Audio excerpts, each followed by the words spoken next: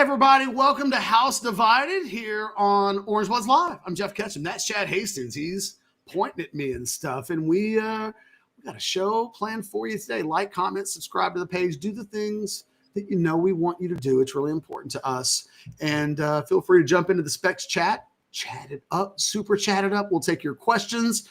But today is a unique and special show, and not just because we're going to be talking some Texas football discussion today that I don't think anybody else on the planet is really having the discussion that we'll have.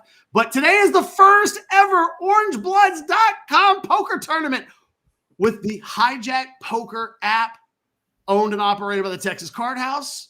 The tournament has started, and Chad, I wouldn't say pull it up now because it literally just started. Like, we haven't played a hand yet, but we're on a delay. We will show you me playing in the poker tournament live today. You're going to watch me win the tournament live on House Divided while I talk about Texas football, because that's how I roll, Chad Hastings. Now, just remember, if you're in this online tournament with Catch, don't think we're going to be showing your cards live. We're on a delay with the table itself. So don't get freaked out about that. By the way, if y'all don't know, hijackpoker.com. Get that app. Put it on any device you want. Jump on in the tournament today. And remember, you can deposit or cash out deposit and cash out at any of those 6 Texas Card House locations. So once we do put up the screen, it will not be live. We're live. I think you could pull up the screen to give everybody an idea now. All right, we'll give you a little taste. This will be a little taste of what we're talking about. Little bit of a taste. The hijack table. Now, Catch, based on what we're looking at, can you tell us which one is you? Yes, the one whose cards you can see. On the very first hand of the tournament, I had King 5 and folded. King 5 and a fold. Okay, so yes, I was King 5 of diamonds suited under the gun, and I got rid of that. So there you go. There you have it. That's what it's going to look like on a little bit of a delay. That's what the first hand looked like. So what's going to happen is if something crazy goes down, then Catch will be able to let us know, and then we can pull it up and see it happen. So if you don't like, it's almost like the Red Zone channel for poker. That's right. But there's still time if you want to get into the game. Download the hijack. Put that back up real quick, Chad, because it's really important. If you sign up right now and use the OB20, because that's not up there. OB20 is the promo code. Use OB20 when you sign up, and they'll give you $20, and that could be your buy-in to this tournament. So you can beat me, play me, and I think, I'll take your money. I'll take I'll take that promotional money. I played in this tournament. I played the tournament yesterday, Chad. There was like 100 people in it or something like that. I ended up finishing 4th. So I would have made the final. It would have been perfect for today. Because you guys would have been able to see me have some success. My fear is that what you guys are going to actually see of me today is get my ass handed to me.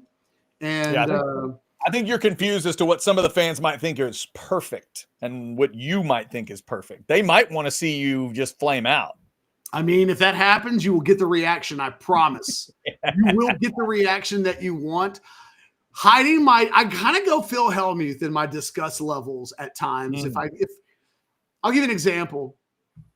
I flopped a set of aces yesterday, and I lost a hand of quad 8s on the river.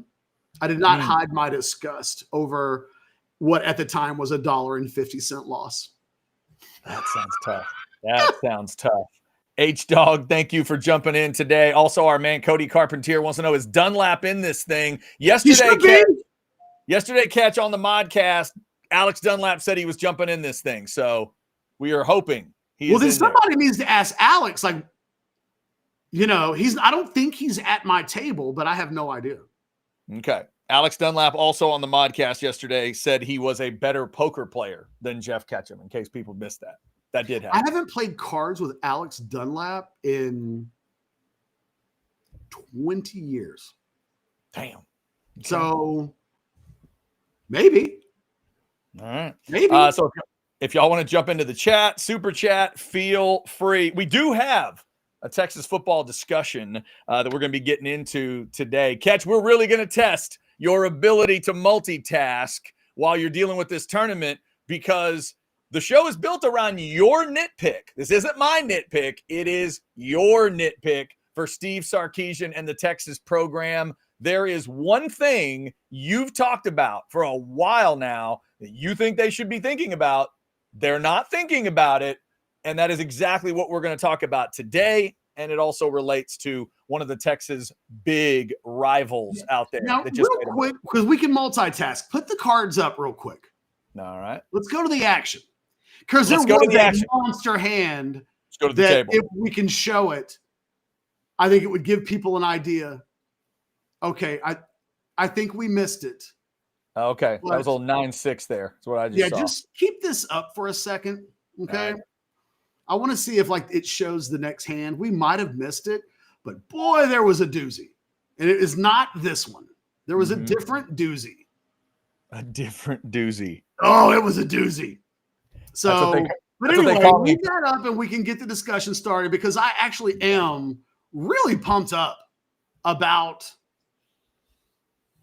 the show today. Like, I think that this is a conversation that other people aren't having.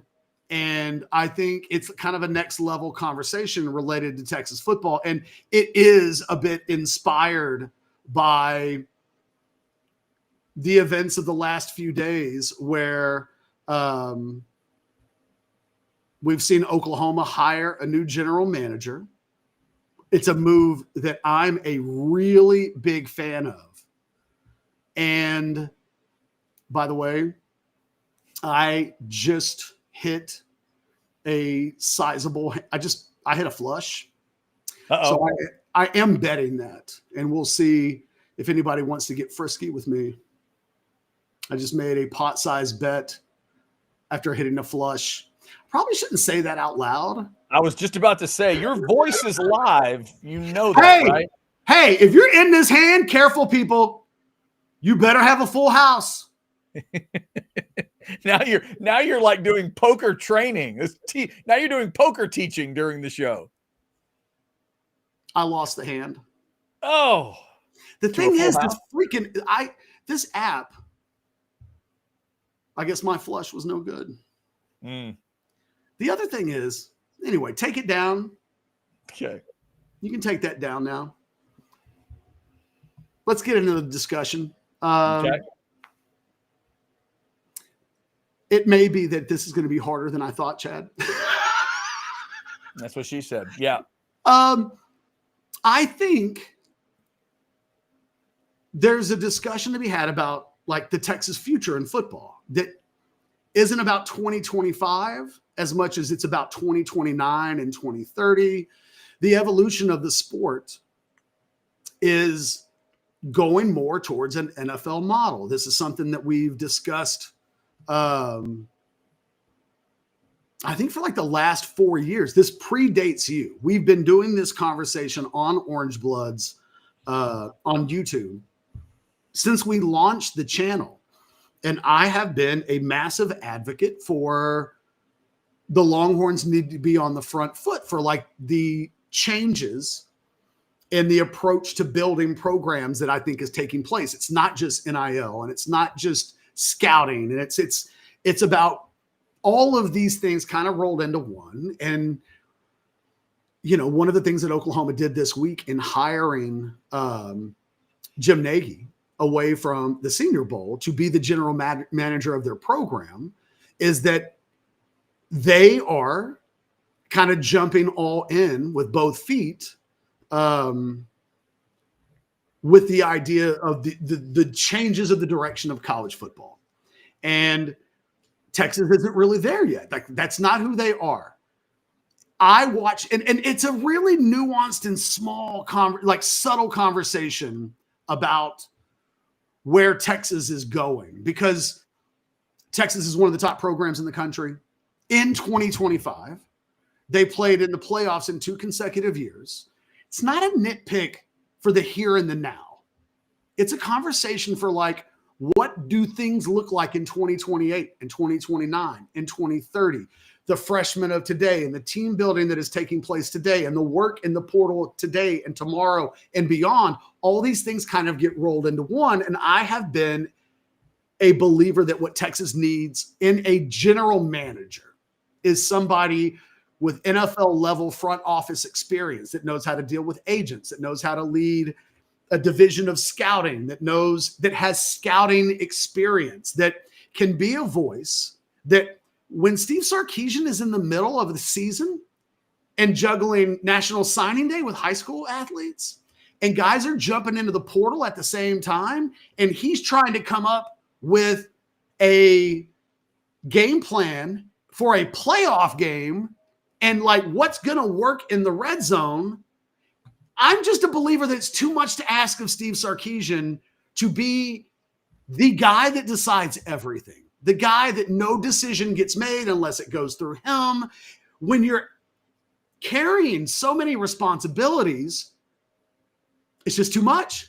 It's too much in the NFL, and it feels like it will be too much in college. And I have been an advocate that Texas needs a dynamic person in the role of a general manager to truly lead as a general manager and to have a big enough voice that Sarkisian can trust. I can let this person do their job and not have to do it for them. And I don't think, as much as I think a guy like Brandon Harris is an absolute rock star in what he does in his role for Texas, I don't think his skill set mirrors that of a Jim Nagy.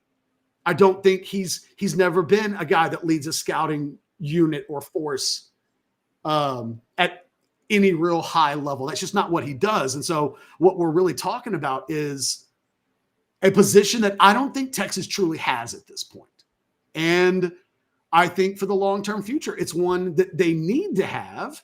It's one that Oklahoma made. And if your response to, because I've been arguing about this, Chad, on Orange Bloods with people left and right. The reaction to the Jim Nagy addition has been, well, Oklahoma's just going to suck forever.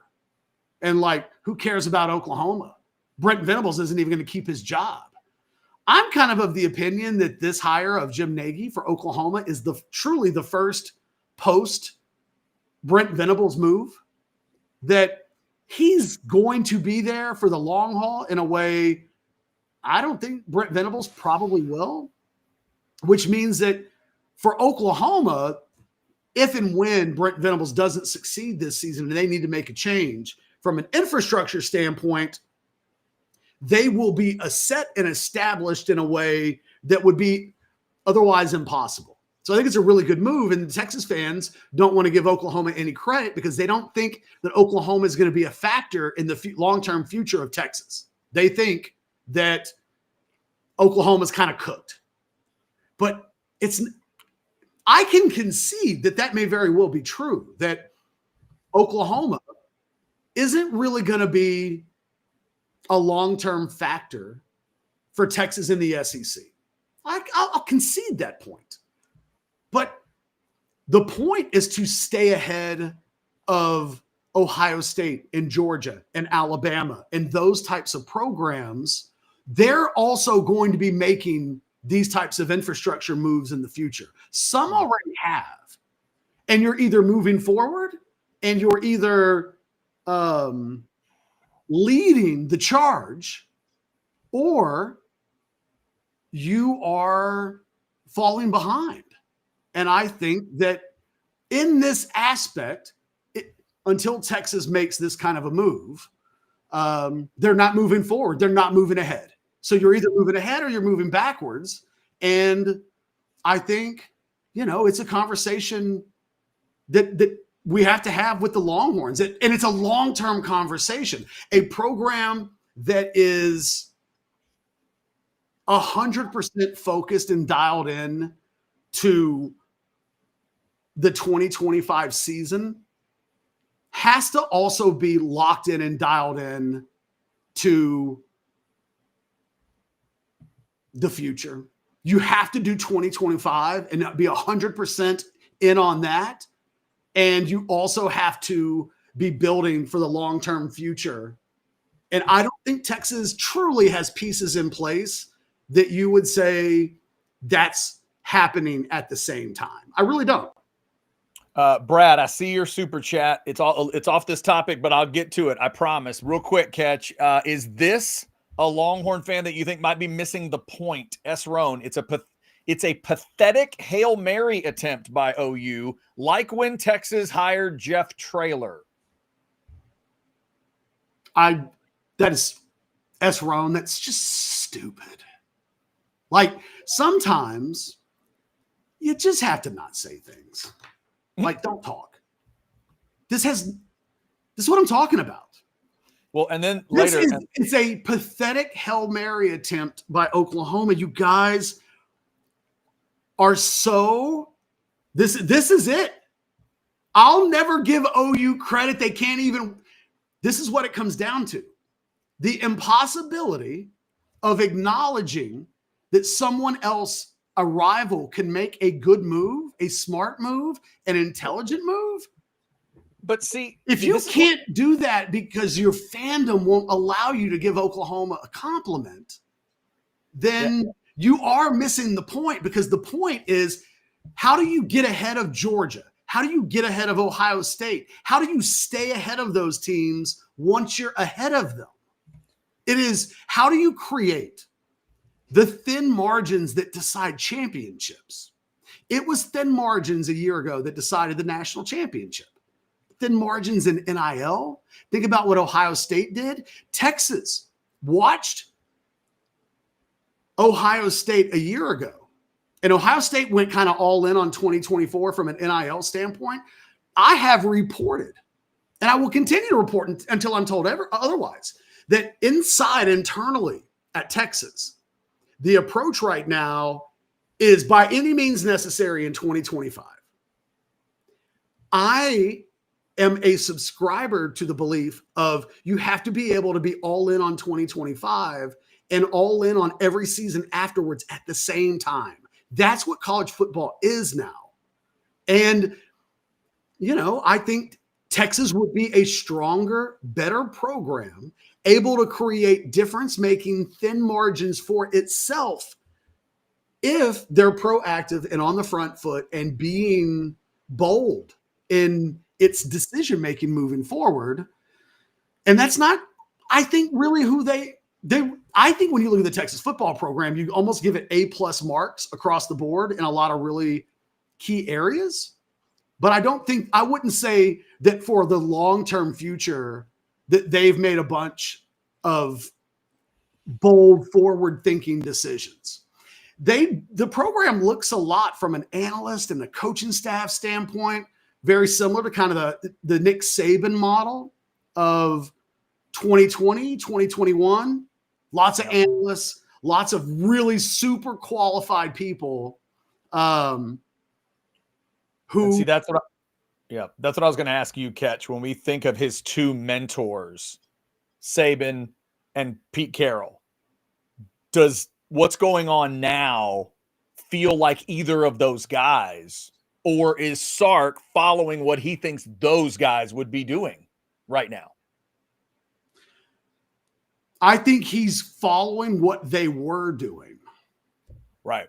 What he saw them do back then. Yes. Yeah, I think it's a great point. That's a great point. And I thought of that this morning as I was kind of trying to put this all in my brain and figure out what it's supposed to look like. What should it look like moving forward? So, Chad, we have to interrupt the show. Yes. In like a minute. Mm-hmm. Well, if you want to bring it up on the screen, a major moment in my tournament life has occurred. Major moment in the tournament. It's over with, so I can talk about it. Okay. But the moment is over, or the tournament? Orange Bloods tournament. Okay. You're about to see a hand that took place that, it was kind of key. We'll see if it pops up on this one. It was kind of key. Here we go. So I've got ace, queen of spades, and I'm on the button. Okay. That means I'm last to act before we get to the blinds. Okay. Everybody's limping into the pot up until the point it gets to me. You're going to see me raise. I bet 5 times the big blind. So I've put in a healthy raise. And now we're going to get some action, Chad. Okay. The queen's a diamond, right? Oh, I'm sorry. It's hard when there's no colors. Yeah. Okay. Just making sure. Yeah. Sometimes I see those colors and it just. Okay. So you got ace queen offsuit. I have ace queen offsuited. Yes. I did think those were suited when I made the bet. I swear sometimes that spade and the diamond looks the same. So I had an all-in move by a player I've seen be very aggressive after he limped in. So I move all in to isolate myself against the person who also moved all in. I am going to get a caller because why not? I flop top pair. I have 2 pair. I had both people beat pre-flop, and I got sucked out with a flush draw. So the main pot went to the person who called my fucking all in with ace 4 against ace queen, and of course ace 4 won. I won the side pot, so I'm still in the tournament. Okay, but barely, and you can now take it down. But in our first red zone action of the day, there you go. I got sucked out on by the 3rd worst hand in a 3-way all in. And I'm only still in the tournament by the grace of God.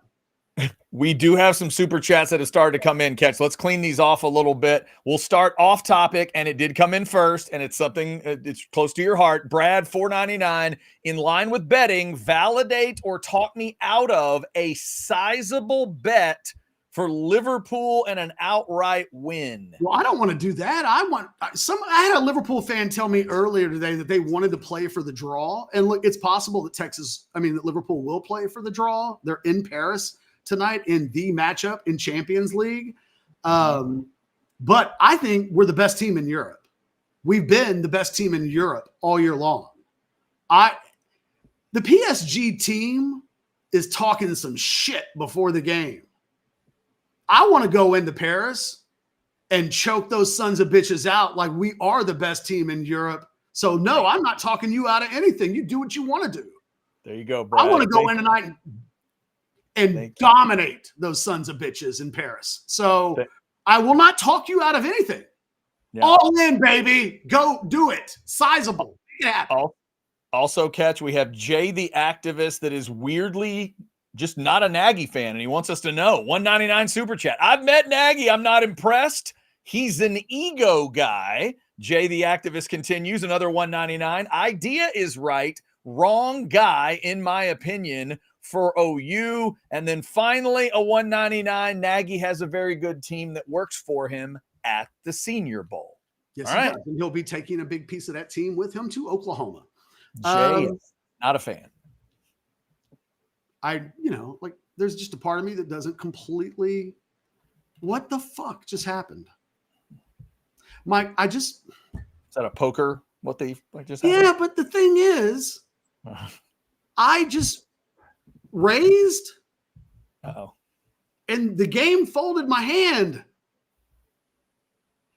That doesn't seem right. That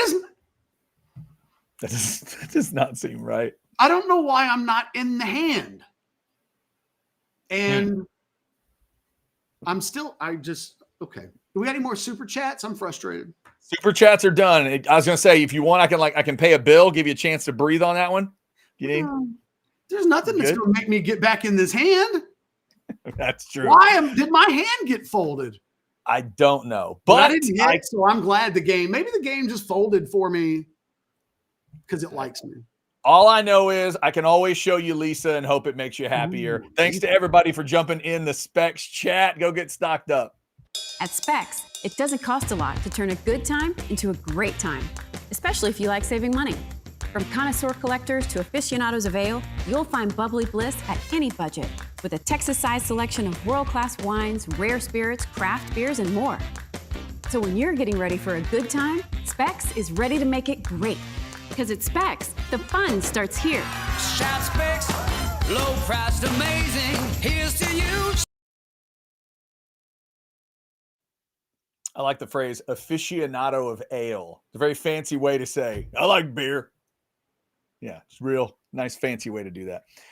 All right. Thank you to Specs for being a great partner. Catch, have you figured out what just happened? Are you good? No, well, I have. I think I have. Okay. I have so many programs opened up at once that I can click a button. For instance, I'm trying to fold a hand right now, but the system is running so slow, I can't get my actions in before time runs out. Oh, I see. Okay. So you're dealing with a little bit of a lag issue. I'm dealing with a major lag issue that I think is hurting my ability to play in the tournament correctly. So your tournament success may go. I tried to raise earlier, Uh-huh. and I took the action to make a raise, and I clicked the button, but my computer is not recognizing my actions faster than the countdown is counting them down. Gotcha. Okay. So I don't know. So it's complicated. It's so like, you're saying when the show's done, you may be able to speed things up a little bit and be a little bit better tournament player. well, the thing is, I think we're supposed to do the show through the duration. At least of me. The duration of you in it. Okay, I got you. Well, all right. We'll keep you updated. I just took an action. I checked. I have no idea if the game's going to fold me before my click. Wow. I'm nervous. Okay. All right. Okay. Figured all that out. All right. So, Catch, in terms of this Nagy discussion, I'm fascinated by it, and especially at the idea that Texas fans are ignoring any Texas fan that would completely ignore this thing. So, of the two rivals, I get that Texas fans always want to make fun of both, but through your experience with Orange Bloods and your life following Texas and everything, deep down, don't Longhorn fans understand that of the two rivals, there's a clear winner when it comes to who's got history, who's got titles, who's got the right to say they're a big deal in college football? Like, Longhorn fans know that deep down, right? No. About OU? No. OU is yesterday's news. They're dead in the water in the SEC. They will never get in the way of anything that Texas does in football ever again. Have you not heard this, Chad? So It's who over. are they? Okay, give me an idea then. Bunch of Longhorn fans are just sitting around. Who is OU to them right now in the SEC? They're lower than A&M? They are A&M. A&M and OU are the same thing right now to Texas fans. Insignificant Yeah. in the long-term quest for greatness. Gotcha. So anything those two programs do right now to a Texas fan, the typical Texas fan is just going to feel like desperation. It is desperation, Chad. Gotcha. Okay. They can never do anything that's smart. I see. It's a desperate move. It's a Hail Mary. Okay. I'm caught up now. I'm all caught up. By the way, for those that might be interested, go check out orangebloods.com for many, many reasons. There's actually, you know what? Let me just take the QR code down because the join QR code is right there for you. This is the QR code that's been created so you can join Orange Bloods as easy as possible. But go check out Cody Carpentier's Behind Enemy Lines for this week. He goes through the Jim Nagy stuff with OU. He goes through the A&M deal that was just announced, this play fly thing or whatever. And it is in that discussion where a lot of the discussion that we're having today is taking place. I need to look. Here's what we have to do, Chad. You let me do an exercise and Sure. not like calisthenics, a mental exercise. I want to channel my inner Matthew McConaughey. Okay. Because I think Texas fans will understand that. Okay. All right. By the way, can you pull the poker thing up for just a second? Yeah. I just want everybody to, because I think the actual drag is happening, you can see what I'm dealing with here. Okay. So I think just sit tight. This was an interesting hand, by the way. What you'll see after this hand is over with is you see how it's dragging? Yeah, I see it a little You bit. can see what I'm dealing with. Yeah. You can't even see the cards go around the table. Yeah, earlier we saw them, but I feel like now they're kind of there. Okay. So like now watch when it comes to me, you'll see my mouse, okay? Uh-huh. And you'll see me like make the move. And then you'll see that I'm trying to get out of this. You'll see. It'll eventually come around to me. I just want to show you what I'm dealing with here. Okay. Here it is. Now it's on you. My turn, okay? Now it's you, right? Now you see I hit fold, right? Yes. I hit that red button. Look at what's happening. It is not folding. It. Now, do you see my little circle at the top? Oh, and orange, and it's spinning. Now I'm in the red. And now it's making you play. No, now it is defaulting me. Oh, it does a default fold. Because I run out of time before the game is acknowledging, or my computer. I don't know. I don't know if it's the game. It's just it's going to be hard for me to win, is what I'm saying. That's going to be difficult. Yeah. I mean, even now you can see like just the drag is difficult for me. That is tough. Update. I'm sitting at 12,000 chips. I've lost about half my stack. That is crazy. Chad will admit to this though. The one thing I told him before the show started was that I was worried that I would have too many operating systems open. Yeah. The good news is it's not dragging down. I don't even want to say it out loud. Yeah, no, don't say that. Let me go to a super chat before you actually say that out loud. Madison. Hold on. I have mine. Okay. Sorry, I don't know. What do you got? I will do this. $5 super chat from Madison. The same fans who mock the Nagy move will be the most irrational and vocal fans if Sark doesn't equip the horns for 26 and beyond. Yeah, you might be right. Longhorn fans, I have an exercise here. I need you to close your eyes and listen to me. I want you to imagine there's a football program that Texas cares about. Can you see it? Do you have your eyes closed? It's a scary football program. They've won championships. They stand in your way in the future of accomplishing the goals that you want to set, the goals that you want to accomplish with Arch Manning. Can you see it? Can you see the football team that's standing in your way? They've got a coach you don't like. You don't like their players. You hate their fans. Can you see that team? Can you see? Keep your eyes closed. I need you to close your eyes. Can you see that team with the fan base that you hate, that stands in the way of Texas football greatness? You see it? Now pretend it's Ohio State. I time to kill this example, Chad. Yeah, well done. Because well done. I just didn't know if you can't acknowledge if it's Oklahoma. They can't see this conversation. Imagine Ohio State just hired a general manager with significant NFL scouting experience, significant running a team and talent finding, like 4 Super Bowls to his credit. Is that right? Did I read that correctly? 4 Super Bowl teams. He's done. There's a reason why he's in charge of the Senior Bowl, or at least he was, and like finding the talent that NFL teams want in that game.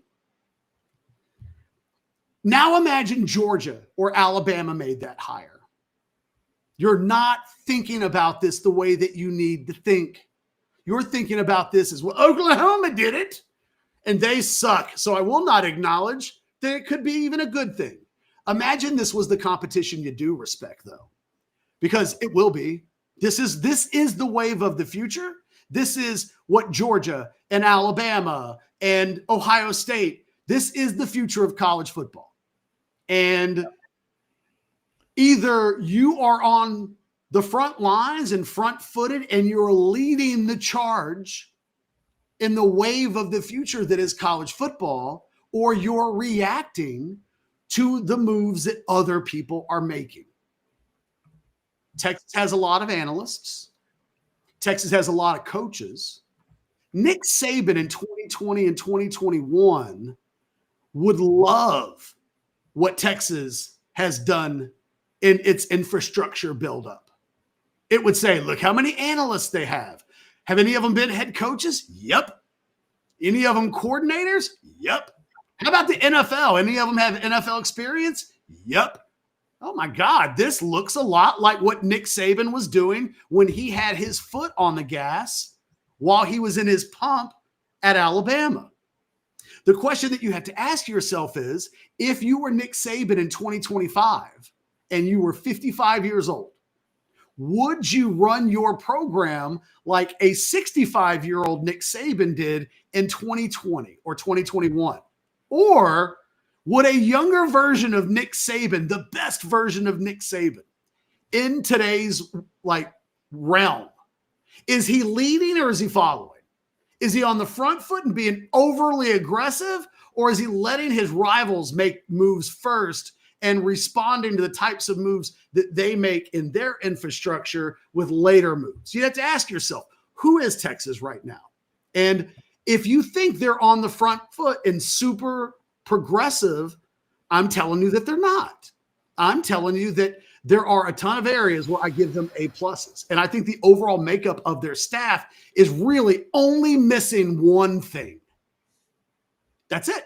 They're missing what the hell just happened. Chad?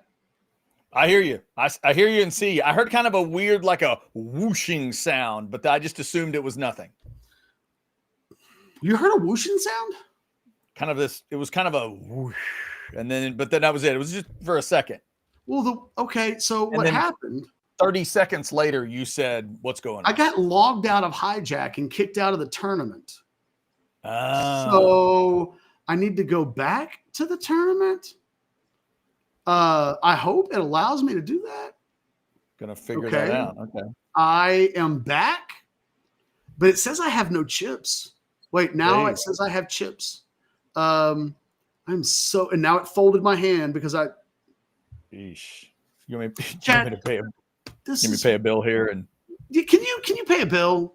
Let me pay a bill. You figure this out. Ketch is trying to breathe.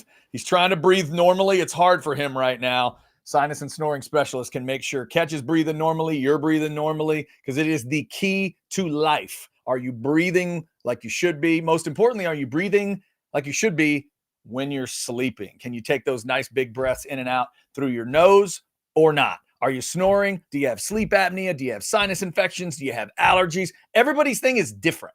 Everybody's thing is different. That's why sinus and snoring is the best, because they are going to curtail a plan just for you. They have those allergy drops to get rid of your allergies for good. They're made just for you. You're going to tell them what bothers you. They're going to do testing, find out what you're allergic to. Then you can tell them other things that might not appear on the testing. Well, this always bothers me. For me, it was real Christmas trees.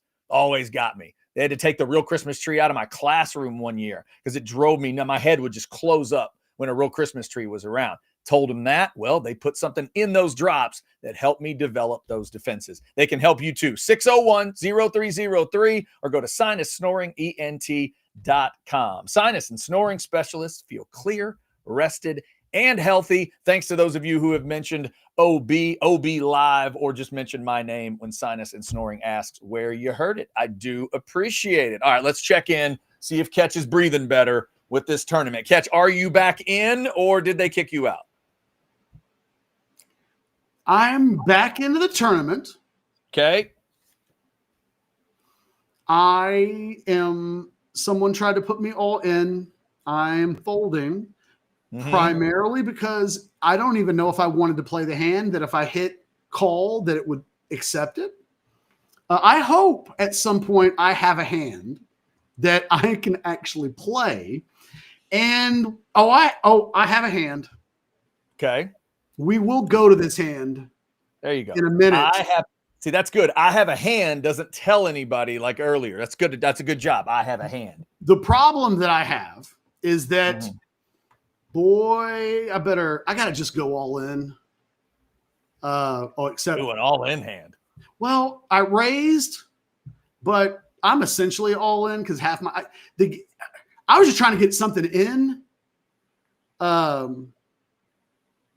because and I can't show you because the thing crashed. Oh, I flopped Well, I'm just gonna bet and swear to God, I hope that the game acknowledges it. Mm-hmm. Oh my God. Did I at least get to make a bet? Please acknowledge this. I'm going all in. I'm going all in. You have to call the hand here. The game is moving so slow, and I am eliminated. My set of kings, which I will not be able to show you. Oh, I flopped a set of kings.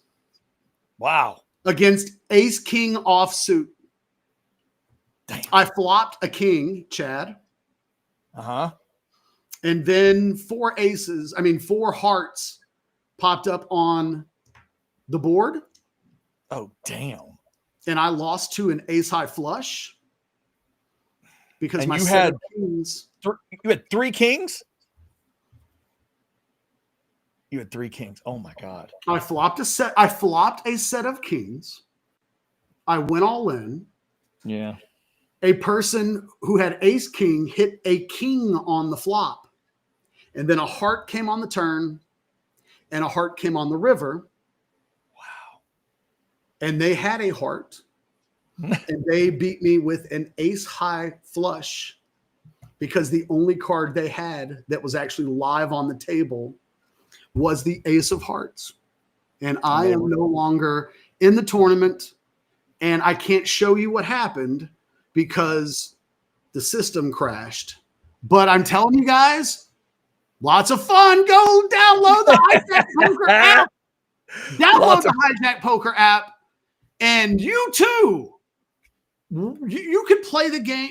Honestly, it's probably for the best, Chad, because I could barely even make a bet without fear that the clock was going to run out at me and that it wasn't going to. I lost fair and square. I did. The guy went runner heart on me to knock me out of a tournament where my last hand was flopping a set of kings. But if I'd won that hand, I'd still be in the tournament, not able. That was the only hand I played the entire tournament. And I was just kind of happy that I was able to play it, I guess. Yeah. By the way, someone was asking why not play on your phone or tablet. Big Cheddar, it's because we wanted to show it to you. And knowing that we were testing the limits of Wi-Fi and all this stuff. But that's why Ketch is not just playing it on a phone or a tablet. He went, we were trying to show it to you. I can now close things down, though. God, I can't believe in the end. Yeah. But hey, you got a little taste of it today. You got a little taste of what it's like. Hijack Poker. Let me throw this up again. Hijackpoker.com. You can get that app. You can put it on any device you want. We would not recommend after today that you put it on a device that you're also doing a YouTube show on. But hey, give it a shot. See if it works for you. Hijackpoker.com. You can cash out and deposit at one of those 6 Texas Card House locations. So there you have it. There you have it. Let me make sure there we go. Beautiful. All right. There it is. You see this face? You see this right here? This is the face of a man who went head up in a hijackpoker.com tournament. And he lost the cards, but he also lost because, technology got on him. So the thing is, I could have lived going all in pre-flop, king versus ace king, and he hits an ace. And you're like, well, that was like 7%. But it happens. In that scenario, there are 3 aces in the deck of cards, and you have to avoid them. to be king versus ace king, and then to hit a king. So Right. then I have 3, and he has a pair. He had a pair. And Catch, then he went runner, and I'm not a card expert, so help me here real quick. It starts with the flop, then it's turn and river. Is that how it goes? Yes. yeah, that's how it goes. Can I imagine, like, what's worse than getting beat by a flush on the river? Like, that Getting feels... beat. Well, it's not even that it happened on the river. It's that it required the turn and the river. Okay. I There got you. was not. It was both. There were 2 hearts on the flop. I got that's But he terrible. only had 1, so it wasn't like he was on a flush draw. That's He was awful. not on a draw. It's awful. He Yeah, needed back-to-back hearts. And there were what that's not good. That's not good. it was statistically unlikely, is what I would Yes. tell you. That Thank you. You know, when you watch a poker game in a tournament and they put the percentages next to the hands, I don't know what my percentage would have been post flop. Mhm. It would have been exceedingly high. He would have needed runner aces or runner hearts. It was the only way post flop I could be beaten. And it happened. Gotcha. And I'm going to fucking be bitter about it all day long. It's not going to be a happy day. If y'all, No, like Liverpool can save this for me, but the thing we got to keep in mind, Chad, not only did that happen, but I lost the ability to show it to you because my system crashed. right. And when I brought it back up, I couldn't. I think what I would have had to have done is shut down all of my browsers, which would have meant the show too. Yeah. And then I had to relaunch everything Yeah. That would have so been that I tough. could pull it back into the system. All right. I'll tell you what. Here's what Before we're that gonna could do. happen, I got knocked out of the tournament. So, Before- like, in theory, you could have run an ad and I could have closed everything down, Right. come back. But before I could do that, that's what The Rock did on Saturday. That's Yeah, what it happened to me. It was the throat plus the weird little two. He did That like- was really He strange. cut him like on top of the ear. It was weird. It was really weird. I love watching Rock and Cena try to get back into promo cutting because they're both legends, but they haven't done it in a while consistently, and it gets a little clunky at times. Did but you they hear my got- thought on? So I think John Cena physically looks worse than Ric Flair in his 60s. Yeah, that's a bold comment. I don't know if I'd go that far. Like even Flair in his 60s, I would think to myself, he doesn't need, we know he's not elite. So like what you can't do Right. is have him wrestle for the title. Like that, you're asking me to like suspend some real belief. You know what I mean? Right. When I saw Cena in the match on Saturday, I had a hard time believing him. Yeah. That's fair. And he should shave his head. I think home. so. I John, I come think- home. Come Yeah. home. Yeah, I agree. I thought that the first time I saw him with that hair, even before the turn. Now that a turn has happened, I think they need to get the hair You shaved gotta go angle. and put him in about as nice a suit as you can find. Let him go straight up suit. Oh yeah. Like the scene in if anybody's No, he's gotta wear Cody Rhodes's gear and like mock him. Like literally wear the same shit that Cody Rhodes does. Shave your head and go Lex Luthor and like just mock Cody Rhodes's entire thing. now His John Cena. entire thing. Because every time I see Cody Rhodes come into the ring and he's dressed like a banker, I think he looks like an idiot. Like I always think to myself, who's dressing Cody Rhodes? And a guy who's wearing an NWA Muppets t-shirt is judging his suit game. Yeah, that's a weird judge. That's not what I thought you meant when you said make fun of Cody Rhodes, but he could certainly do that. Yeah, if that All I would do is mock Cody. The way you play this as a heel, if you're Cena, is you you don't mock Cody Rhodes for who he isn't. You mock him for exactly who he is. And would you just lean into the whole Doctor of Thugonomics thing and let him go back to that era and do the rap thing? No, I think you nailed it. I would, because if you're Cena, at his best, he can out Cody Rhodes on a promo standpoint. Well, because that's when he became John Cena. People really dug that when he started hitting those rhymes. But what's a 180 from that, from an appearance standpoint? I mean, just a straightforward promo. No. It's like, if he needs to, I would literally dress exactly like Cody Rhodes. I would almost steal his bit, but do it better while shaming it. That's interesting. We'll see. We'll see if he can pull it off. I do not. Imagine a scenario on Friday night where Cody Rhodes comes out on it's SmackDown, right? Yep. When he comes out on SmackDown to address all of this, you can see him dressed, right? You know how he's going to look.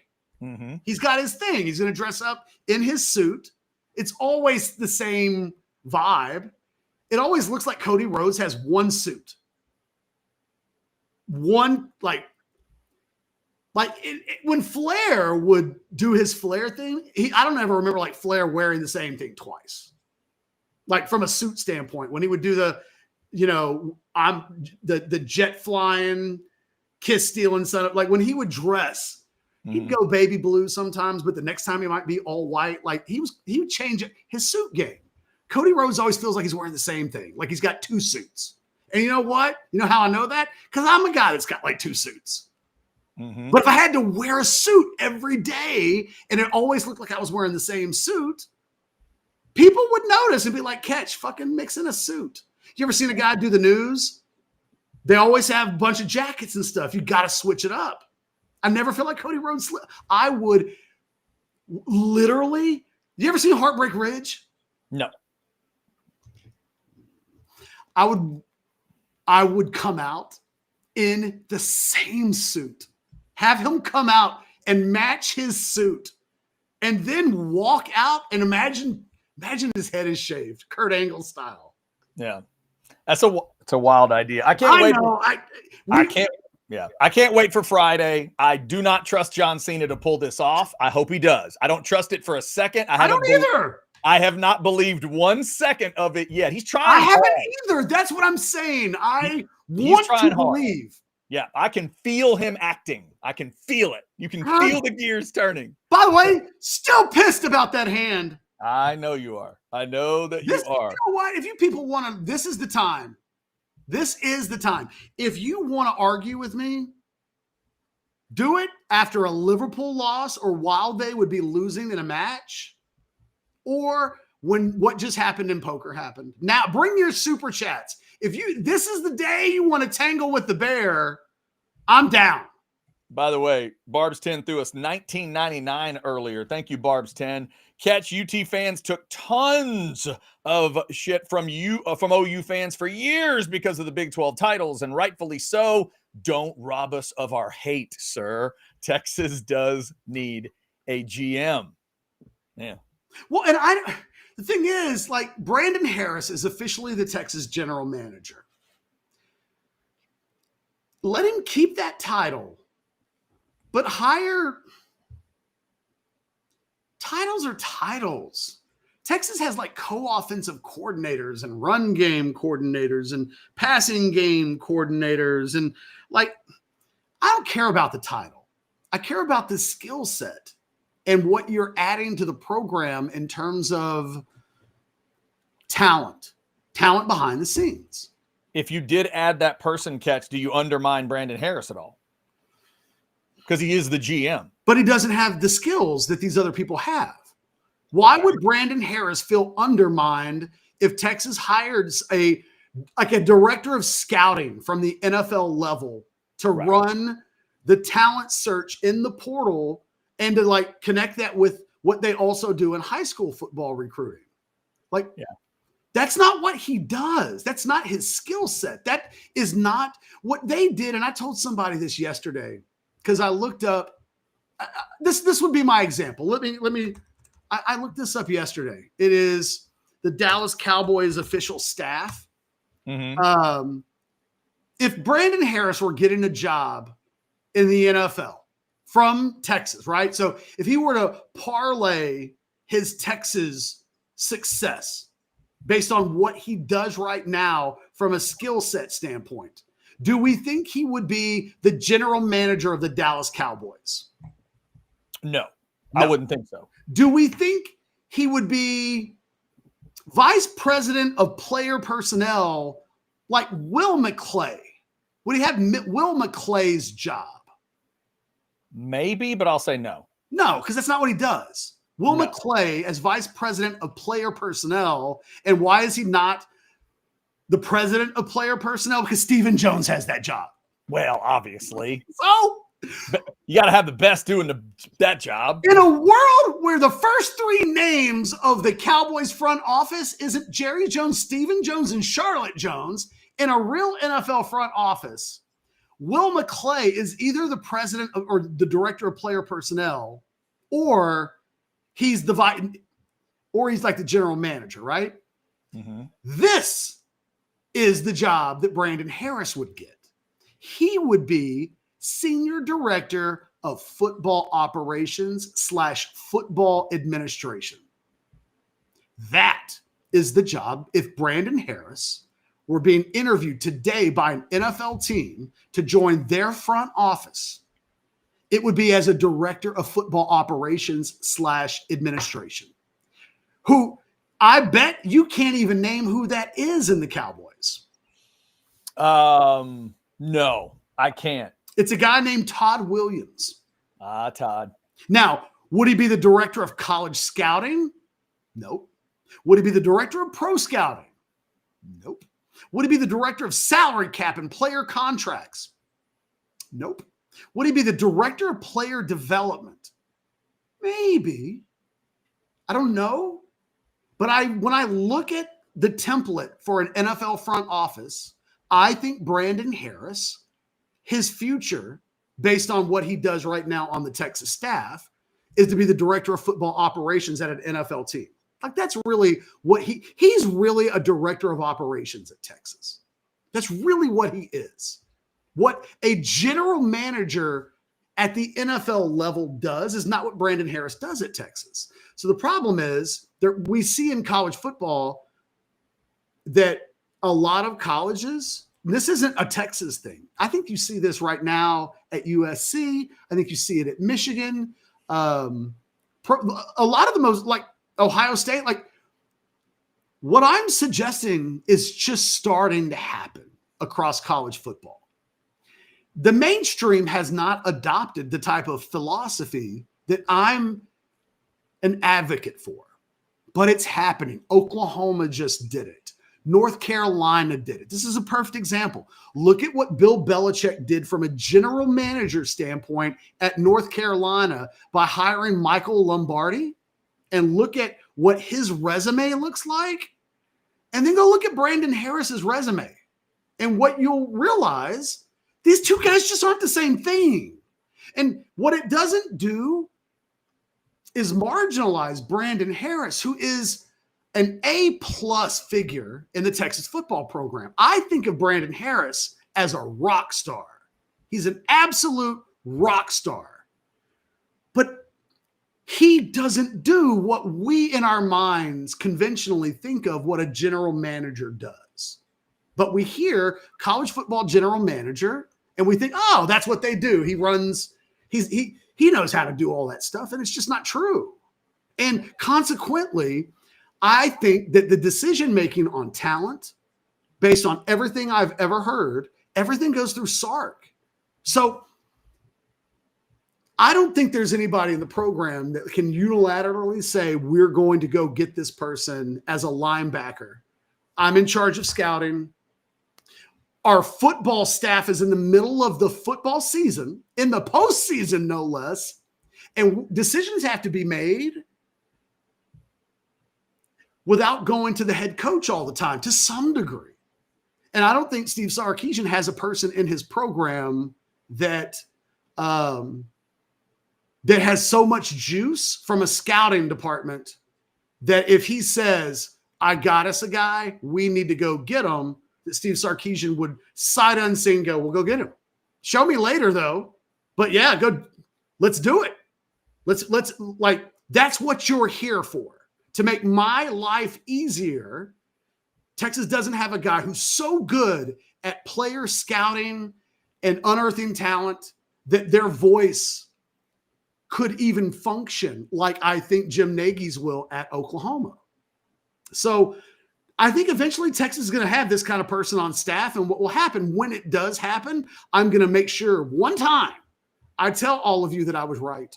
One time I will take a victory lap and say, this eventually happened in 2027 or 2028. I said it should have happened in 2022. And, you know, because my whole philosophy is, think about how close Texas and Ohio State were a year ago, Chad.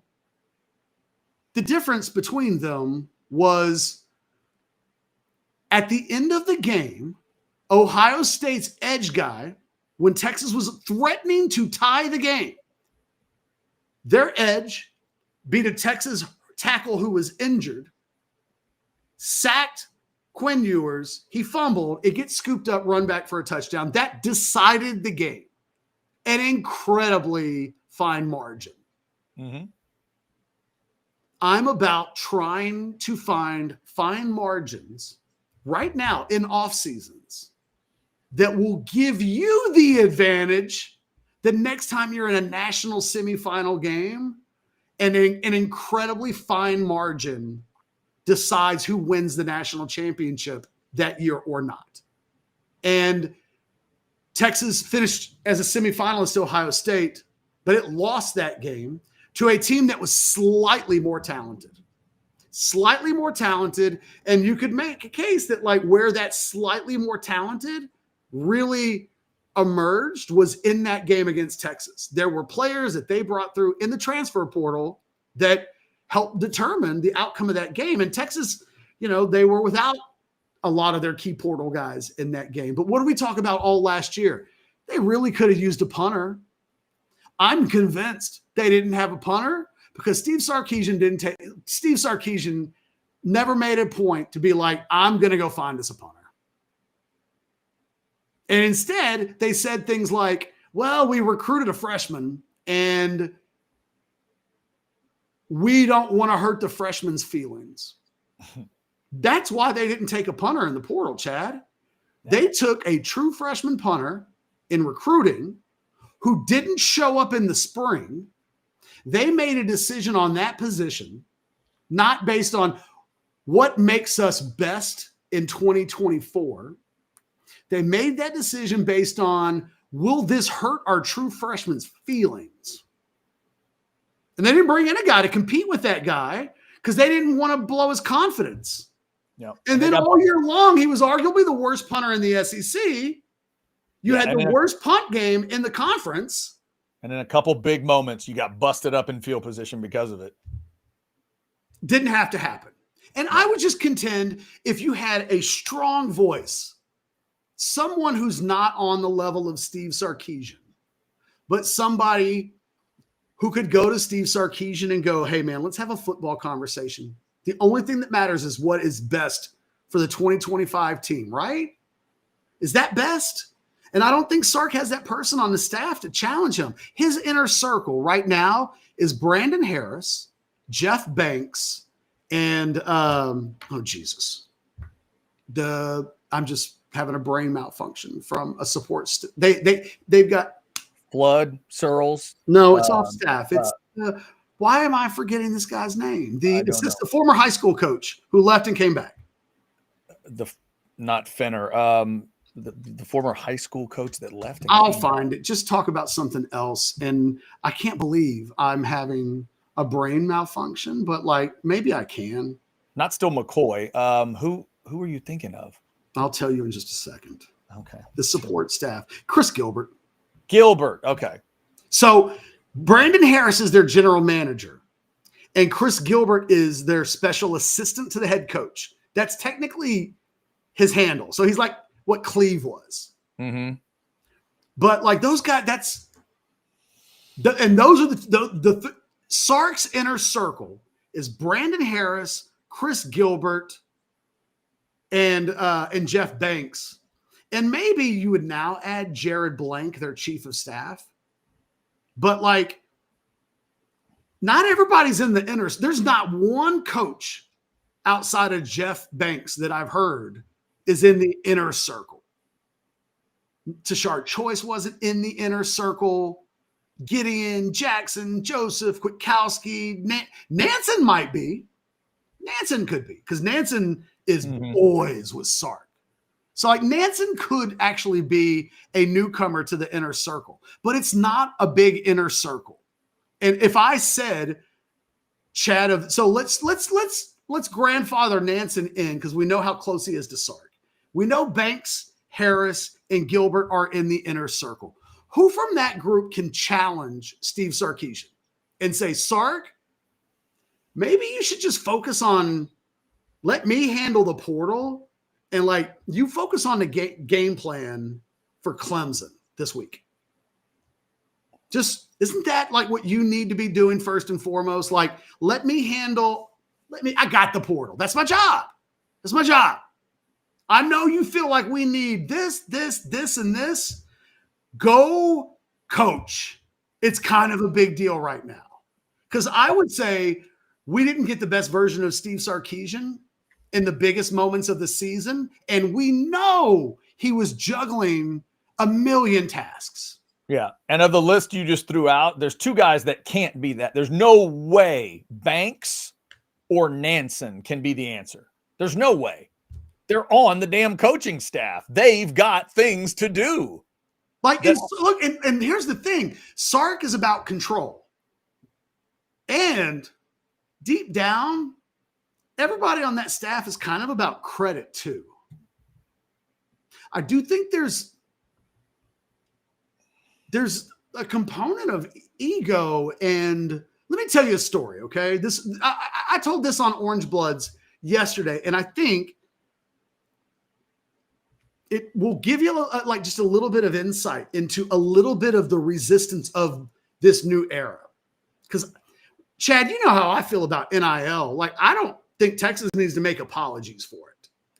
Like, Ohio State, everybody knows they spent over $20 million last year on their NIL, and nobody's put an asterisk next to their national championship.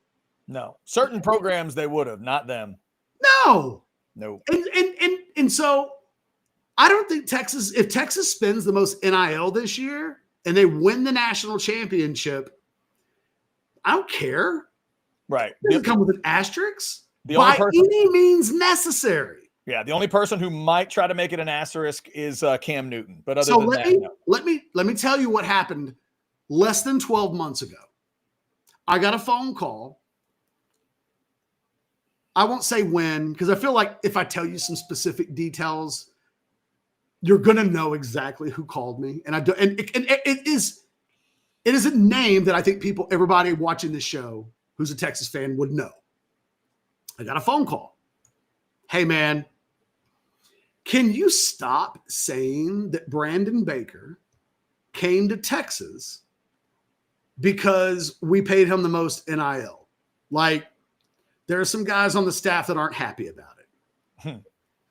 And I was like, well, he did come to Texas because y'all paid him the most NIL. And he was like, well, and I go, plus he said it. Like, I'm repeating his words. I said, Mr. Blank and Blank, he did an interview. He did where say he it. said, He said it. I will pick my school based on who pays me the most NIL money. We gave him credit for that honesty catch before he picked Texas. And you know what that person told me? Well, can you pretend that didn't happen and just give Kyle Flood credit? What would I have to put in his hand? I don't know. And I said, it's too late for that. I can't now go back. Sidney Bernstein, and ladies and say, gentlemen. well, you know that whole NIL thing that we talked about for months? It Yeah. wasn't actually that got Brandon Baker to Texas. Kyle Flood's just a goddamn magician. Good job, Kyle Flood. We always knew that you were just the baddest son of a bitch that's ever walked the halls of a college football program as an offensive line coach. Like, that's what they wanted. And I came away from that conversation thinking, what are they focused on over there? Yeah. This does not matter.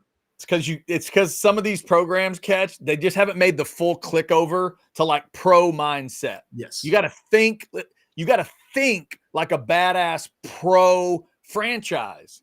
Why do people become Dodgers and Yankees and Celtics and Lakers? Just because of the branding? Well, no. It's because they also can pay them. Like, remember that guy the Dodgers got a couple years ago that helped them win the World Series that they paid nothing, that they paid like $1.7 million? Yeah, me either. That's not how they do it. It's so weird. And the thing is, I'll get like brushback from other guys on the staff who like they have sources who are like, oh, catch. Yeah.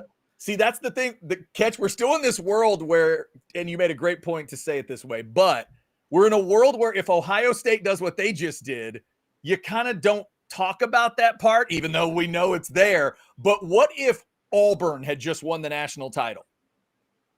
What, by doing the exact same thing in NIL, what would everybody say about this title? Auburn, they paid for a championship. You know what they did.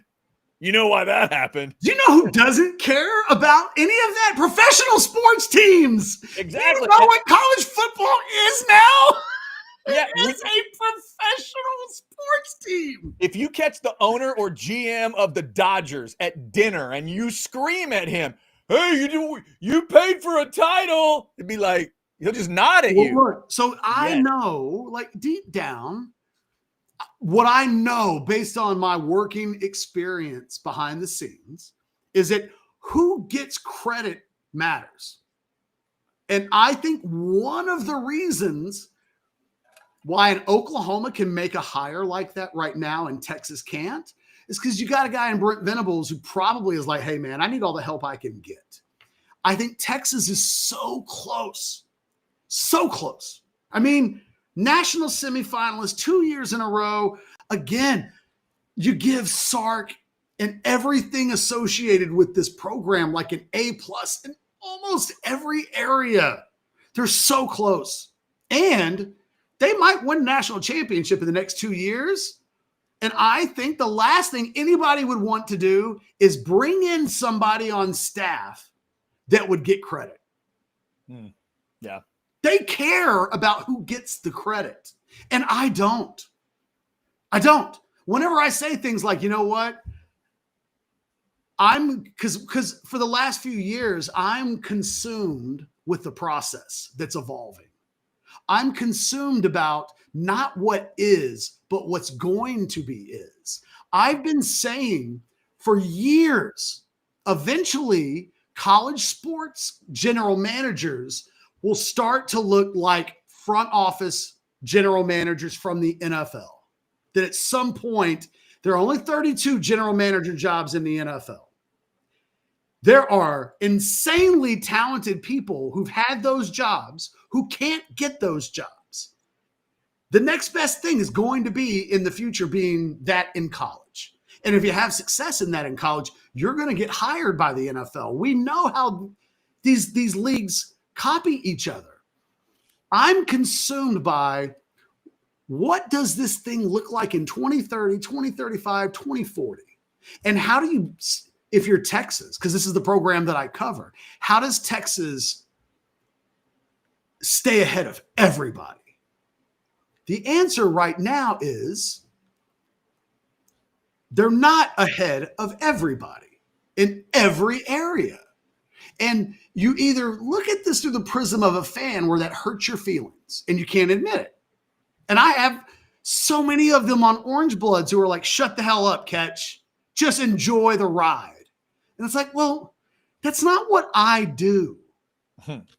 I know you may not like it, but when I do things like keep track of the scholarship board,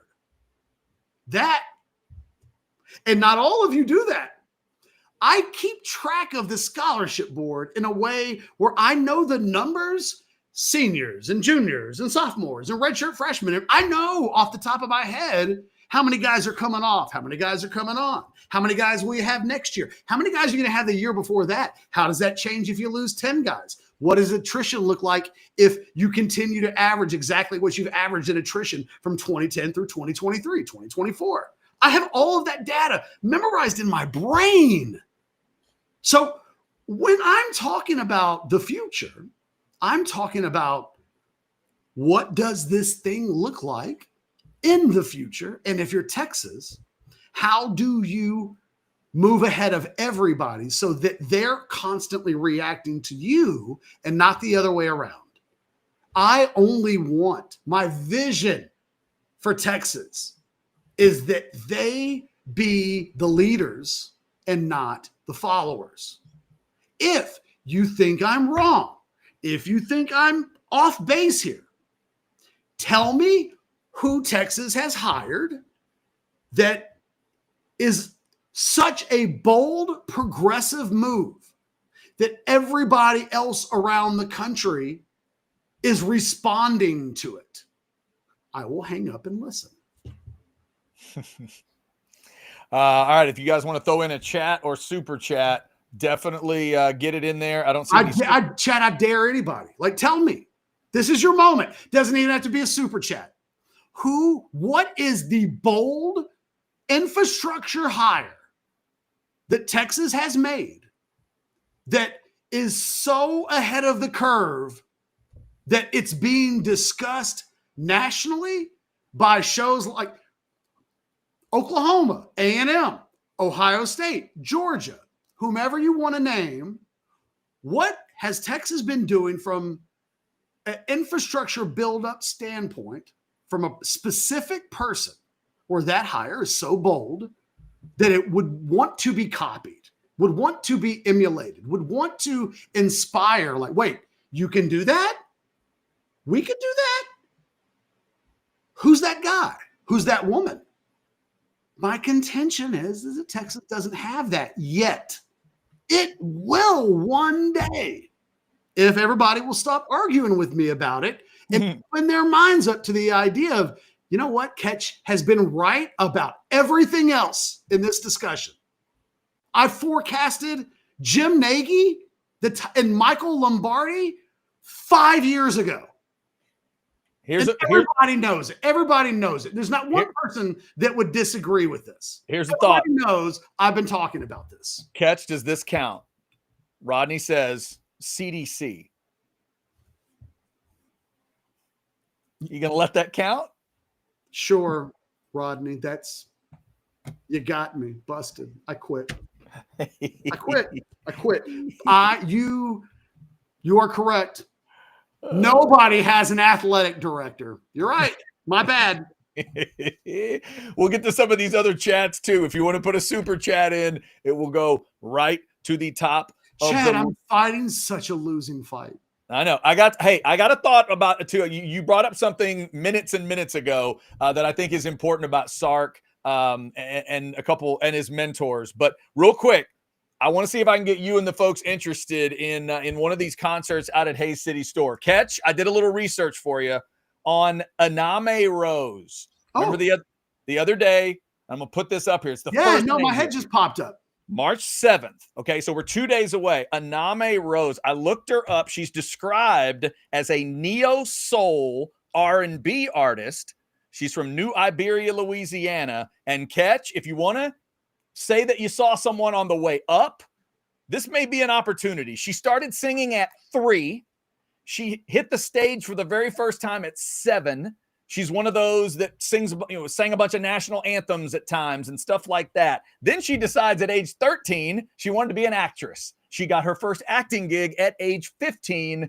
And I'm going to put her age. I didn't find it exactly. I think she's right around 20. 20, maybe a little older. How do you spell her first name? Aname, and then there's a little mark on the E. Aname Rose. I'm in love with her. You can go find videos. She's pretty as hell, and man, she's got a nice voice if you're into that smooth, soulful R&B kind of stuff. So a younger I don't artist want to be here. a creeper because she is young.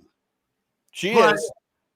she's gorgeous. I will listen to her music. She's got to be on Spotify. Yeah. I'm down. So God, I check wish I that. could go see that show in person.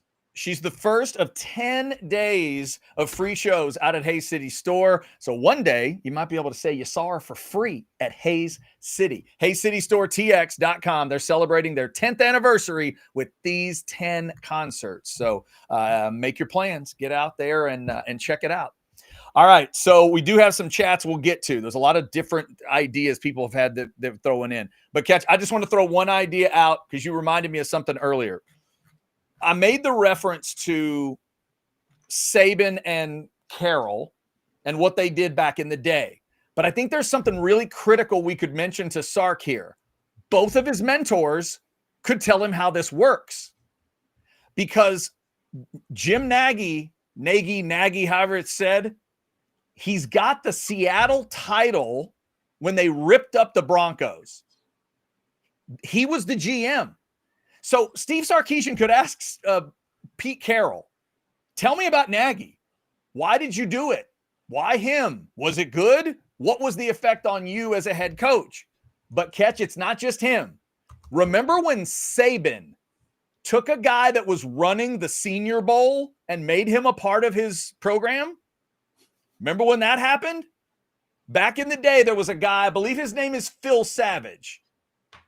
And he had been, this will sound familiar, an NFL GM. Then he was running the Senior Bowl. Nick Saban grabbed him. You know what he did at Alabama? He was the color analyst on radio for a while. But that ain't all he did. He was an analyst for Nick Saban. And he basically did this kind of stuff, GM kind of stuff for Nick Saban, even though they didn't call it that back in the day. So Catch, his two mentors could tell Sark a lot about what this is and what it could do for him. Call Nick and ask him about Savage. Call Pete Carroll and ask him about Nagy, specifically the Super Bowl year. Sark might be able to find out something if he wants to reach out. He's been what you want to be able to say is that you have somebody in your football program at the college level who, from a behind the scenes leadership standpoint, has been a part of 6 teams that have been to the Super Bowl and won 4 of them. You want to be able to say, oh, so you were with the Packers, the Patriots, and the Seahawks, and you got 4 Super Bowl rings. Like, what did you do? I helped build those teams. Oh, cool. Right. Sounds like the kind of thing that just sounds good to me. Yeah. And also, speaking of building, Catch, Cody does a great job in the Behind Enemy Lines this week of breaking down the idea of why Nagy might be important to OU in terms of building up the lower part of their talent base. Think about what you do at the Senior Bowl. You got to go around the country and find dudes that are at programs nobody's paying attention to. Anywhere you, by any means necessary, Chad. Right. Go find that guy at North Dakota. We always say, if you're good enough, they'll find you. Sometimes, but someone has to actually do the finding. Yes. This is the finder. And he'll find that dude that, wait, he's 6'5" and he's 2'6", and he can do this, and he runs this 40, and he's the one that's part of bringing it all together and sending those kids to Mobile. But now he'll be bringing those kids together and they all go to Norman. A year ago, Chad, when Texas was under the limit on scholarships, and if you'll remember, Texas ended up giving a scholarship to SMU running back Velton Gardner just because. Mm-hmm. They had an extra one. Remember when that happened? August? Yeah, they had injuries at running back, and they were like, who can we just throw a scholar? They had room. And if you'll remember, because we were doing shows, I had all kinds of crazy ideas about, well, you've got room. What if you had a department, someone leading a scouting department whose job was go find me between 3 and 5 specialists on special teams who are the best in the country. I don't care where they play. Find me the best special teams player in the MAC, in the WAC, and the Big 10 or the Big 12. Go just find me guys. Mm-hmm. If we're going to have room, we're going to have scholarship room. I want to make my special teams elite. I want the best gunner in college football. I want the 2 best gunners. Find me the Matthew Golden or the Steve Trasker or the Kenny Gant of college football. I want my special teams to be able to have that. I want a punter and I want a kicker. What if Texas had a better kicker? If you like, they don't have one now. We don't even know what Texas is doing at kicker. We know they've added a punter, right? A guy that was like all Big 12 1 year after we were talking for months about, God, you know where they could be better? Punter.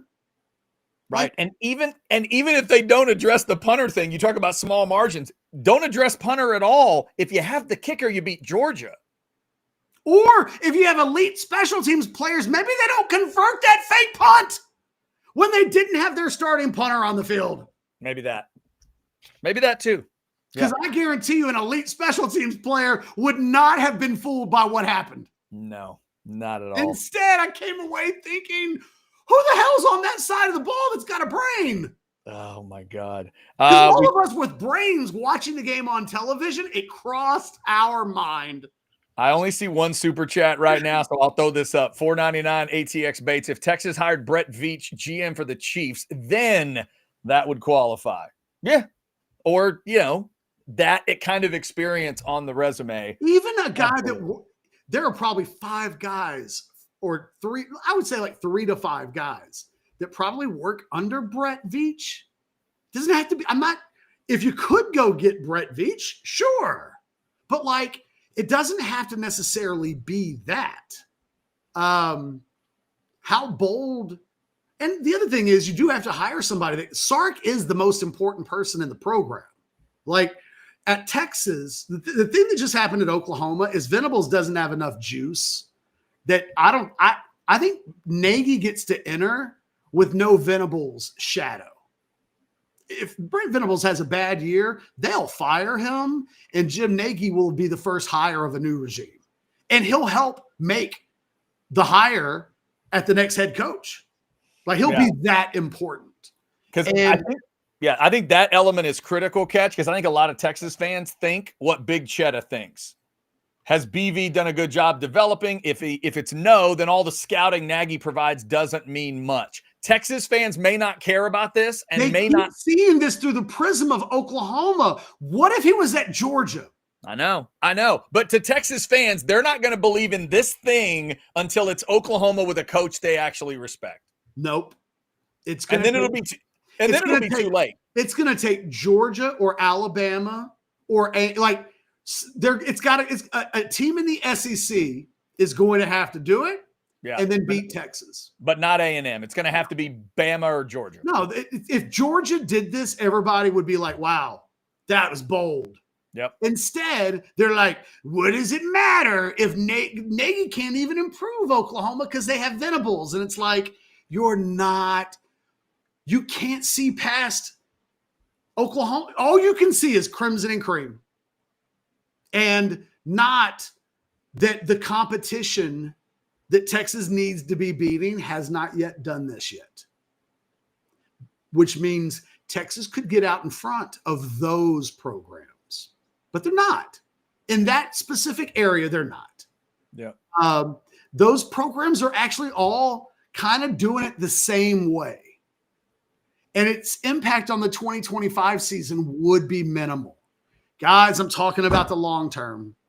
And either you think building for the long term matters, which I do, or you can only focus on one thing at a time and you think that the 2025 is all that matters, at which point we'll just never see eye to eye on this. Because I'm not looking at this. I'm not looking at what Oklahoma.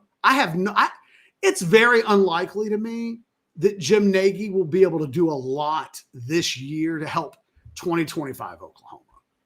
He'll probably be able to help it a little bit, but at the very highest levels, will it be the difference between Oklahoma going 7-5 and 10-2? No. Do I think it could be the difference between 6-6 and 7-5 and maybe 8-4? Maybe. But like, I know that that's not moving the conversation with you. But if Georgia's going to be a 10-2 team or 11-1 type team, and they could make a move that makes them one game closer, one game better, a little bit better, isn't that the difference between possibly finishing first and second in the SEC? And isn't the goal as a program to create advantages that give you the best opportunities to do that?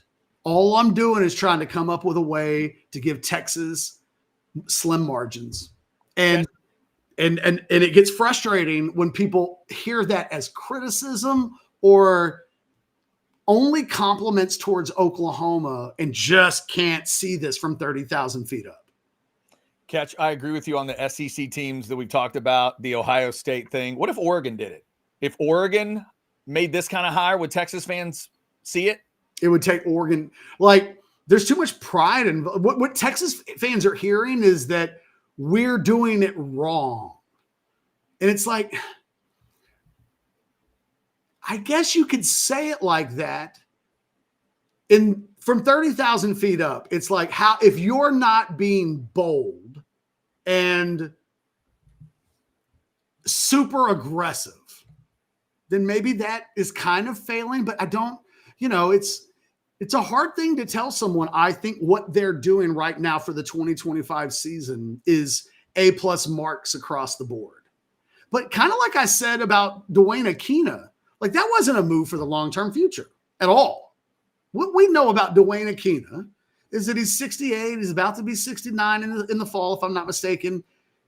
2-year deal. He'd likely be 70 at the end of it. Like, we kind of know what the Dwayne Aquina move was. And it's like, well, if the only thing that matters is 2025 and 2026, that's fine, I guess. But I think 2025 and 2026 matter, and 2027 and 2028 and 2029. And for a move like Dwayne Aquina, do I think that helps at the end of the decade? Nope. The other thing I would say is if you make a move like this and add this type of infrastructure to your staff, if, and God forbid it ever happens, but if Steve Sarkisian ever took an NFL job, if you can keep your version of Jim Nagy, then at least your entire infrastructure doesn't have to be built from scratch all over again. If you're Texas, it's like, well, Sark took a job and he and Arch are going to go there. That he's the new head coach of the Los Angeles Rams, and that's the new quarterback that's replacing the end of the Matt Stafford era in 2027, right? In a world where something like that ever happens, you're not completely gutted. You have an incredibly important infrastructure piece that will allow you in a transition to not necessarily have to slow down. And look, I'll give you an example of this at Liverpool. I know I don't want to do, I'll keep this short, but Chad, you know that Jurgen Klopp is no longer the manager at Liverpool. I don't know if you know this. There's a documentary on Amazon that you can watch that details the final years. I was aware, yes. Liverpool, in replacing Klopp, didn't do it with the idea that they needed to hire a manager first. What they did, so they hired Klopp, and then Klopp kind of became the guy. And so all of their front office pieces felt marginalized, and they left and took other jobs. So the guys that built Liverpool into the team that it is, which was a Champions League winner and a league winner, those guys left because they felt like, well, we don't matter anymore. Liverpool went and, before they replaced Klopp, they went back and rehired the guys that hired Klopp. And they said, now who do those guys think we should hire? And they hired a guy named Arne Slot that nobody had ever heard of. And Liverpool is first in the Premier League. They had the best record of the Champions League. They are in a cup final. Like, they are the best team in Europe right now. Nobody thought it was going to happen. They did it by addressing their infrastructure behind the scenes. So when the moment came and they had to do the unthinkable, which was replacing Jurgen Klopp, they had the right people behind the scenes already in place so that it wasn't a total rebuild. That's all I'm saying, is that you got to be super proactive to never get your pants pulled down. What are you doing behind the scenes that forever is keeping you aggressive and on the front foot and protecting yourself? And I don't think Texas has that guy. And I'm saying that there would be immense value in having a person like that in your internal infrastructure so that in a worst case scenario, you're protected. And right now, if Steve Sarkisian left the Texas program, its infrastructure, I think, would be ripped to the core. Like, that you would have to start over. It would not be add water, instant, you're back necessarily. Now, maybe, right? I mean, then you're hiring a new head coach, but it's almost certain that, like, if you were to hire a guy to replace Steve Sarkisian so that you're instantly competing for championships, you know what that guy's going to want, Chad? What I'm talking about. It's going to want help. I know this. Bill Belichick would not have taken the North Carolina job without having the ability to have a general manager with the skill set that I'm an advocate for. He wouldn't have done it. If North Carolina had been like, hell no, we can't have somebody in the football department who is more important than the athletic director, or, complete autonomy. And we've seen, when Urban Meyer was coaching at Ohio State, what did he do? He created a football program that was separated from the athletic department. Like, that's the new wave, and Texas isn't quite there yet. Yeah. By the way, buy or sell. I'm running out of steam. I just thought of the poker thing, Chad. I'm pissed about that all over again. You shouldn't think of that. By the way, Catch, just to double check, I've just double checked it.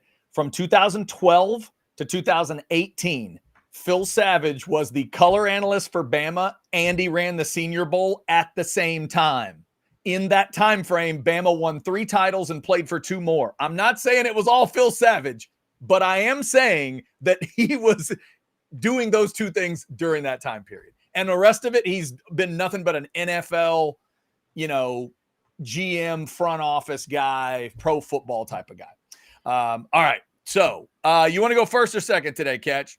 I don't care. All right. We're at the hour 38 mark. I don't care. Yeah, I'm excited. All right. Well, then I guess I'll start. Buy or sell number 1. By 2027, Texas will hire a GM with NFL experience. Buy. But they might not call it a general manager. They might call it like the grand poobah of the football program. I don't care what they call it. Like, that's the other thing. But we'll know it. We'll know it when it happens. It's like, we don't want to undermine Brand. I get that. I'm not the one that called Brandon Harris the general manager when it's not really what we think of as a general manager. Yeah. All right, Cats, let's go recruiting. Buy or sell. Thinking of Jerry Jones. Buy or sell number 2 right now. You'll say Texas does not flip A&M commit Aaron Gregory. Sell. Yeah, screw A&M. They'll flip him. Wow. All right. A lot of feelings. Buy or sell number 3. Michael Irvin, 59 years old today. Catch the soccer fans chanting, "Let him die," at the guy who got kicked in the face is worse than the Eagles fans cheering Irvin's neck injury back in the day. So the Millwall fans are convinced, I've seen this online, that that's just a regular soccer chant. Really? Like, their response was, everybody sings this when someone is seriously injured and has to be carried off. So in their eyes, that was proper soccer etiquette. Even Eagle fans knew what they were doing in real time was heinous. So I'm going to say Millwall fans would say they were not being heinous. They were being cute. I think Eagle fans would tell you, nah, man, like we hope that dude's neck was broken. So I'm going to say so. That's a ruthless sport when you turn to your 8-year-old and say, here's where we do the let him die chant. Are you ready? Wow. And it will make you feel good, Chad, to know that I follow a ton of people who are English soccer people. Their reaction to that was, we don't know what you're talking about. Like that is not a chant we've ever heard. That's crazy. But Millwall people were like, oh, come on. Let him die. You didn't do that? Let him die. Let him die. You know the song. I was at a charity game with 11-year-olds last week. Let him die. It was a thing you didn't know? Okay. I love that story stayed with you. That is so crazy. All right, Catch, birthday time. Justin Fields is also celebrating today, 26 years old. If you were the Steelers, you'd make him your QB1 for 2025. You got to find out. Sell. I draft Quinn Ewers with my first pick in the first round. I just let it loose in the AFC North. Throw that ball down the field. Yeah, you would. And finally, Catch, buy or sell number 5, Eva Mendez hits 51 today, right now, as we speak. Eva Mendez, hotter than Allie Larder. Oh, yeah, bye. It's a good battle, though, right? It is. And look, I think Allie Larder's in her prime. You want to talk about bottles of wine as women. These two, good grief. One's 51, and I think we just determined Allie's just hit like 49. Eva to me, there are only so many world-class soccer players. Mm-hmm. I don't think of Allie Larder as like world-class hot. She's freaking hot, right? Gotcha. But like, I wouldn't be like, well, she's one of the sexiest women on earth. You think this is a Miss USA versus Miss Universe discussion? A little bit, yeah. A little bit. It's a little bit like being all conference versus all American. I remember when I was a kid and I saw Miss USA go to Miss Universe and I saw some of the other women and I was like, well, damn. No wonder they call this Miss Universe. Holy you were crap. Like, I kind of like the universe. Good grief. I thought Miss South Carolina was pretty. Miss Columbia, holy moly. You know what we don't do with beautiful women that we do with everything else on earth? We don't begrudge where they're from. Like if a woman is beautiful and we're like, the women of Antarctica, we're like, oh man, that should be like a Playboy issue. Whereas like if it's anything else other than beautiful women, we get up in our feelings and we're like, oh, they're not better than Texas at this. Right. Come on. Texas got the best barbecue. You know what I mean? No one makes a better burger than the best Texan who makes a burger. But if we talk about like a Brazilian woman or something, like nobody gets in their feeling and is like, stop talking about Brazilian women. Stop. Because if it's not Texan, I don't want it. Yeah. Or American. We don't do America first with women. We love women from other countries. Hell, even the president, Trump doesn't want immigrants. But he'll marry one if she's hot. A true meritocracy, if there ever was. I'm just saying, the pretty people rule, Chad. The pretty people rule. The pretty people rule is undefeated. That's it, Catch, for me. What do you got? I do have some in the system. Okay, here we go. Buy or sell number 1 after last night's win in Stark Vegas. You think Texas beats OU at home, wins a game in the SEC tournament, and makes the NCAA field of 68. They're like 50-50 right now. Like they were, for some people, in the first 4 out group going into last night's game. They beat a team projected to be a 5 seed. Yeah. I don't know. Sell. I don't trust them. They're not getting both of those things done. They're beating Oklahoma, though. Because they always beat Oklahoma. Yeah, that they'll probably do. But then winning the game in the tournament, no. Something will go. Hell, last night almost went wrong for them. I mean, they just. With their luck, they'd have to play like Georgia. Yeah, I can't trust South Carolina, though. What if like their first round matchup is LSU or South Carolina or something like that? Like who at what point in their first SEC tournament game would you be like, nope, no more?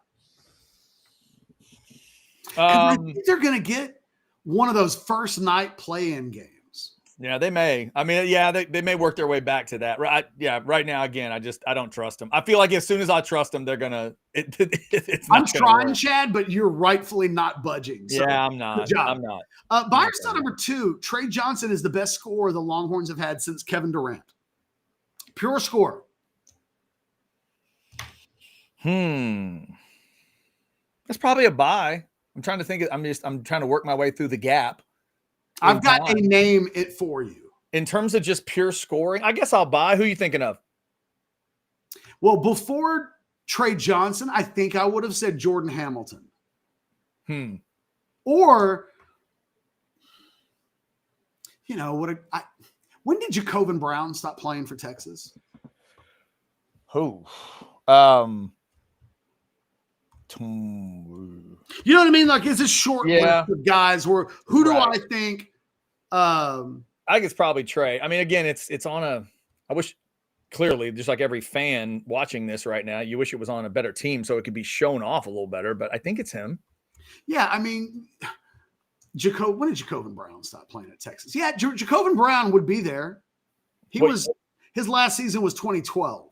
So he's narrowly after Durant. Gotcha. Yeah, my guess was going to be 2013. I was going to be a little off there. But in general, I think Trey Johnson, for me, it would be. Yeah. It's a blast to watch. And like you've been saying all season, if he gets on a heater in the right game, I mean, who knows?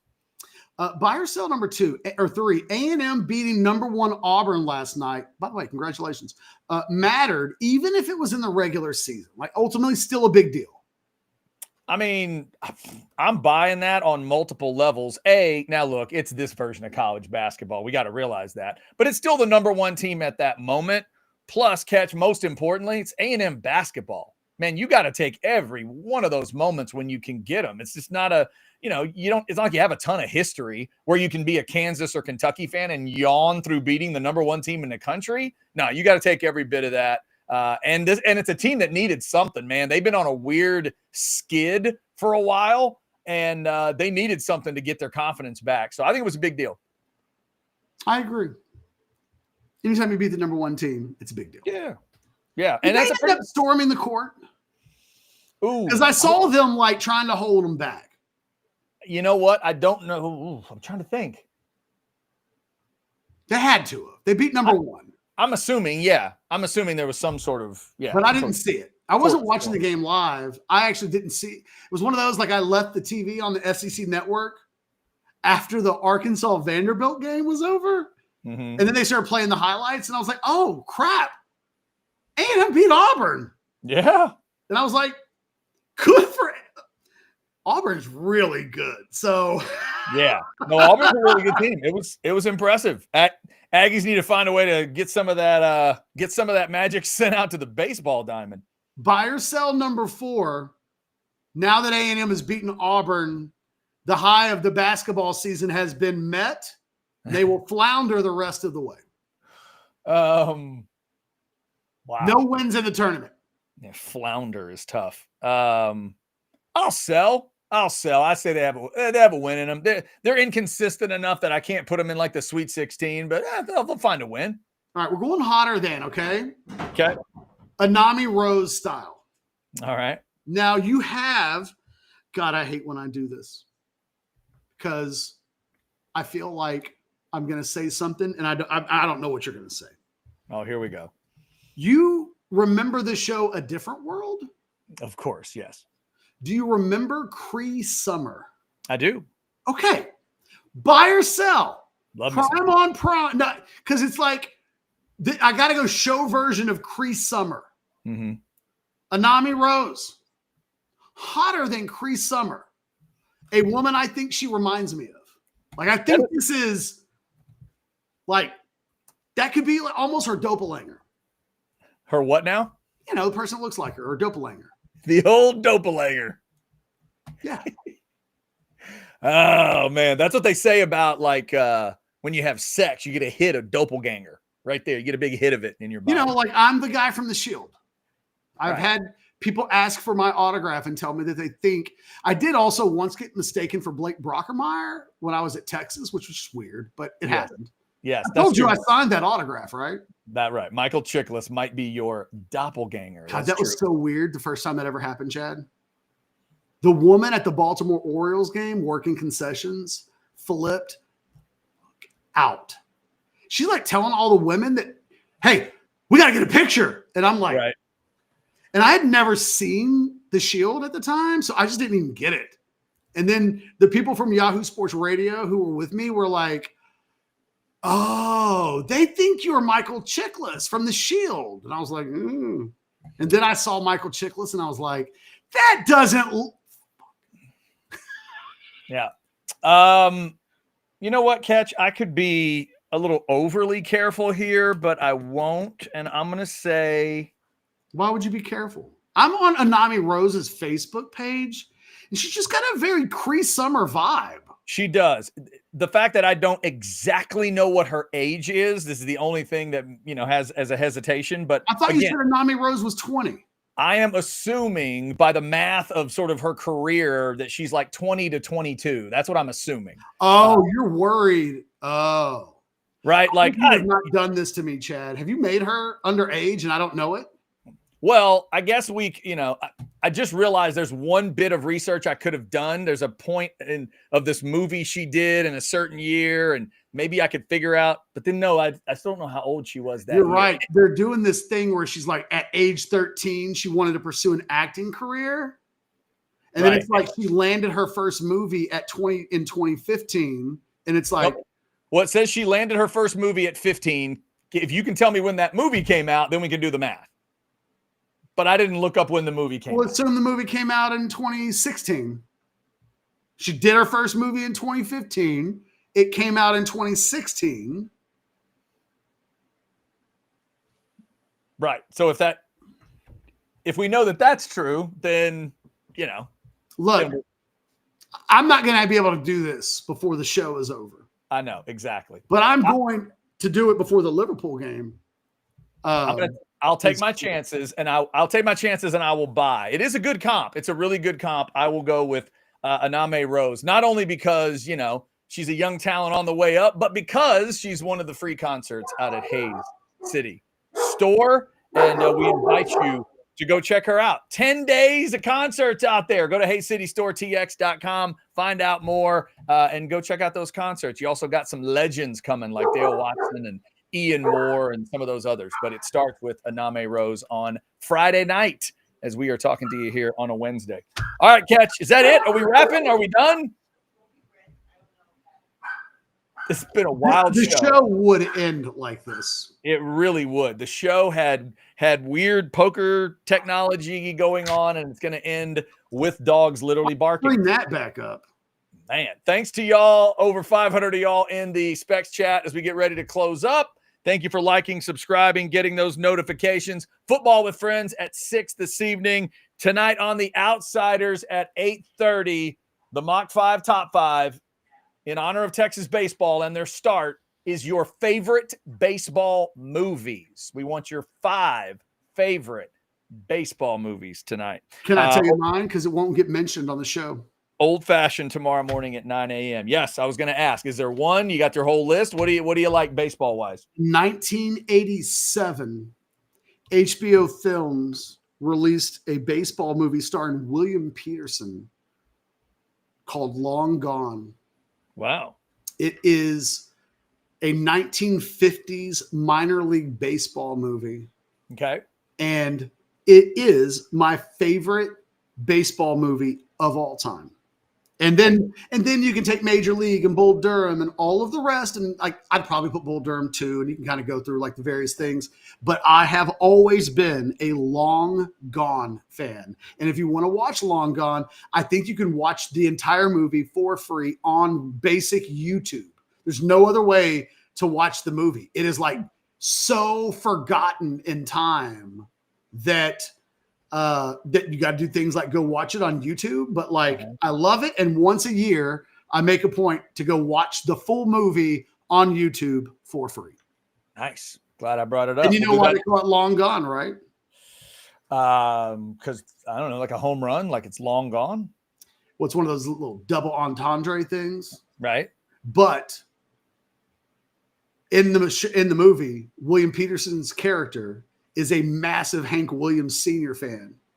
And she's long gone now. I'm long some blues. Down, down, down, down. We could have had y'all guess for a year, and you'd have never guessed that was going to end the show. Ever. She's long gone now. I'm long some blues. There ain't no way you had Jeff Ketchum doing Hank Sr. on your bingo card today. No way. There's no way in hell. Thank y'all for liking, subscribing, and getting those notifications. We will be back tomorrow for a Thursday edition of the show. Y'all take care of yourselves. Tomorrow, Catch Does Cash live. I got me a woman who wouldn't be true. And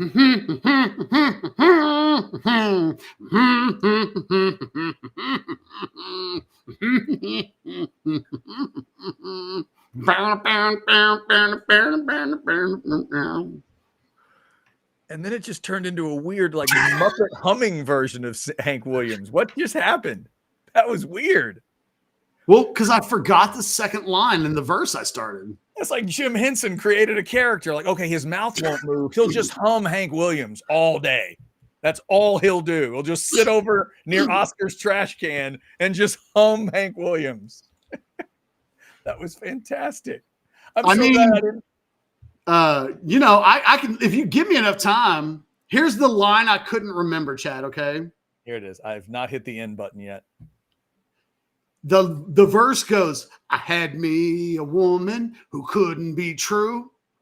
She made me for my money and she made me blue. A man needs a woman that he can lean on, but my leaning post is done, left and gone.